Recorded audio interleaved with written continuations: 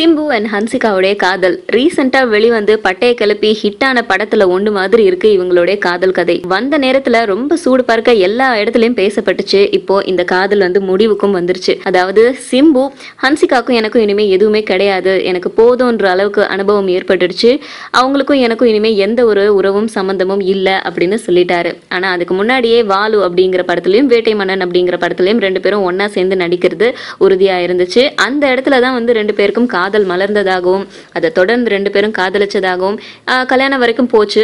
அதுக்கு நடுவில் ரெண்டு பேருக்கும் ஏகப்பட்ட பிரச்சனைகள் வந்துச்சு.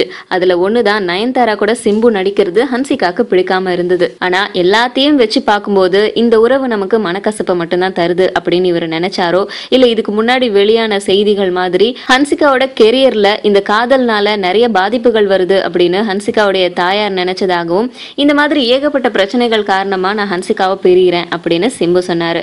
ஆனா இவங்க ரெண்டு பேருடைய காதல் முறிவுக்கு அப்புறமும் ரெண்டு பேரும் சேர்ந்து ஒன்னா நடிக்கிறாங்களாம். வாலு படத்துல 2 பாடல்கள் இவங்க ரெண்டு பேரும் நடிச்சு முடிக்க வேண்டியது இருக்காம். சோ அதனால காதல் முறிவுக்கு அப்புறம் இவங்க நடிக்க போற இந்த 2 பாடல் கடைசியா இருக்குமா இல்ல தொடர்ந்து ரெண்டு பேரும் எல்லாத்தையும் மறந்து ஃப்ரெண்ட்ஸா நடிப்பாங்களா அப்படிங்கிறது நமக்கு அப்புறமா தெரியும்.